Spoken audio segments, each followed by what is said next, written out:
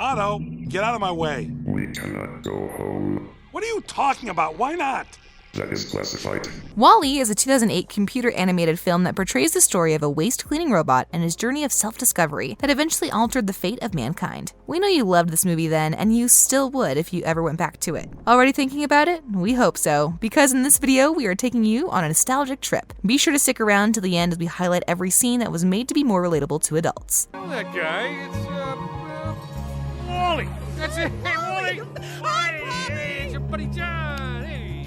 The intro scene. Captain, give me the plan. What do you mean classified? You don't keep secrets from the captain. Give me the plan. Tell me what's classified. The plan. WALL-E was released so long ago, but who can forget the chilling opening scene of the movie that still stands as one of the most relevant settings of any kid's movie. And we must say that it only gets more relevant and terrifying with each passing year. An Inconvenient Truth is a 2006 documentary directed by Davis Guggenheim that brought to light the global warming campaign of former United States Vice President Al Gore. So the fact that WALL-E was released only 2 years later with such a heavy theme of the need to take care of the planet made this scene so relevant. Obviously, 2008 was a much simpler time and people didn't generally have discussions about climate change and the need to save the planet. So we are certain that the younger viewers are completely oblivious to why and how the Earth could possibly be covered in garbage. Now, a larger percentage of the global population is aware of this problem. It is evident that since then, there has continued to be an increasing number of record-setting temperatures, more frequent wildfires, unusually active hurricane seasons, polar vortexes, and other disasters that can be linked to climate change. This opening scene in WALL-E is a pictorial representation of how much harm we have done to the planet. This robot is small, but he is resolute in living up to his waste allocation, load-lifting programming. This brings us to mention that the way he has packed all the refuse into cubes makes for a strikingly suitable visual metaphor, and that is one that the kids would not understand as well. Aside from the all-too relevant premise of climate change, another theme that the introductory scene highlights is our protagonist's sad and lonely plight. As the scene progresses, you might manage to set aside the reality of climate concerns, but you will quickly come to the realization that WALL-E is not a very happy robot. His sole purpose is to condense waste into neatly stacked cubes, and he does a good job of this. In fact, you can even realize that he has been doing it for 700 years. But sadly, he has nothing but a cockroach and a trailer full of junk for company. We can assure you that the younger viewers would not pick up on this underlying theme. Instead, they will find it hilarious that WALL-E is always stunned and confused by recognizable everyday human objects. But as adults, we understand that this is a sad way to begin a kids' movie. Thankfully, we only get a day of this bleakness as a mysterious rocket lands on Earth and brings Eve, a companion for WALL-E, and the promise of light in an adventure-filled movie. Do nothing?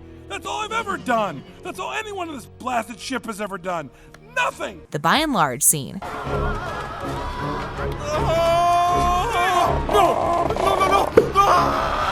At some point in this movie, we are introduced to the By and Large company, which is still pretty hard to differentiate from the government because of how much power it wields in the society. In this particular scene, the CEO of By and Large, Shelby Forthright, is giving a speech from a podium with a blue backdrop, and if we're being honest, this kind of looks like the White House. Moving on, the entire scene implies that By and Large is responsible for the Operation Cleanup plan to save the Earth. This is because, as adults, we know that decades of mass consumerism made the Earth so inhabitable that the first place. By and Large is now promoting cleanup plans while still enabling the rest of humanity to live on giant space cruise ships. This grim and sinister situation, as presented by this movie, shows the dangers of capitalism, and this is something that only adults, especially the ones who had to grow up through major recessions and consequences of government misconduct, can understand. This general theme in the WALL-E movie is kind of a warning that humans ought to stop being over-the-counter top consumers. This is ironic if you consider the fact that the movie is the commercial product of Disney, which has since acquired Pixar, Marvel Studios, 20th Century Fox, and Lucasfilm, and is now one of the largest companies in human history. You think that Disney, who very notably acquired Pixar a couple of years before WALL-E was released, would know better than to shine the light on how giant corporations with government ties can lead its consumers down a ruinous environmental path. This wasn't as obvious then as it is now, but of course, what do we know? This is your captain speaking. We're having a slight malfunction with the autopilot.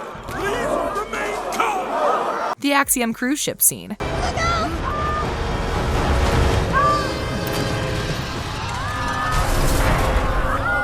In the movie, viewers learn that the Axiom is just one of the countless spaceships built by the By and Large Corporation to sustain humanity in space. Humans get to survive after abandoning the damaged Earth, while the WALL-Es get to clean up the literal mess they leave behind. How very, convenient. You would think that they learned something from the environmental damage they leave behind, but it's actually worse than the Axiom. Eve had to return to the Axiom, but WALL-E was definitely not about to lose her company, so he hung on to the rocket and made his way to the Axiom. In the scene where he arrives, viewers get to see the Axiom through his eyes, and every bit of the view is appalling. The human characters in this movie have evolved evolved into lazy, overfed, and mindless consumers. Apparently, 700 years from now, humans cannot even walk anymore. They need to move around with the use of hover chairs. It is also evident that they prefer to communicate using a Zoom-like interface as opposed to getting up and having an actual face-to-face conversation. As funny as it was to kids, most adults will understand that this is a terrible situation. We cannot help but think about how technology was back in 2008. Screens back then were not as present everywhere as they are now, so we know it was hard for the younger viewers and even some adults to see the possibility of humanity actually getting to this point. At the time, we were either using Blackberries or phones that had to be flipped open. Now there are countless apps and games that make modern phones or entrancing and addictive. An even more addictive aspect of technology is streaming platforms. At the time, Netflix had barely just introduced its streaming service, but YouTube, with only a small fraction of the kind of content it has today, was a very available streaming platform. Now streaming is something of a very universal addictive activity. There are screens everywhere, in cars, appliances, and watches. Quite frankly, if we do not become conscious of our screen time habits, we will find ourselves living in a real-life version of the Axiom. Don't you think this is possible? Just remember the massive scale shift of the global workforce to remote work during the pandemic. We are certain that there are people out there who were ecstatic that they did not have to commute to work during a lockdown.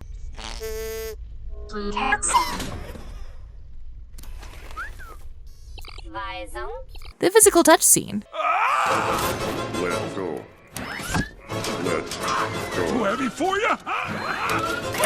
In the scene where Mary and John are waving out to Wally, we finally see how two human characters in the Axiom get to interact with each other and even hold each other's hands. They get a new feeling from it, and it takes them by surprise. As adults, we can get one thing from this interaction. If holding hands is so pleasurable for them, they could have done that anything else. How then have they been reproducing on the Axiom? We know that there are babies on the Axiom because in a previous scene, the group of babies are spotted in some kind of daycare being taught by a robot. But how were they born? These human characters don't appear to do any kind of strenuous activity, so we can't imagine that they are coupling up. The movie does not provide an answer to this, so we are left to imagine that there is some lab somewhere on the ship that manufactures babies. This is something that would go over the heads of kids. Hopefully we don't ever have to get to this point in real life, so they never have to worry about it.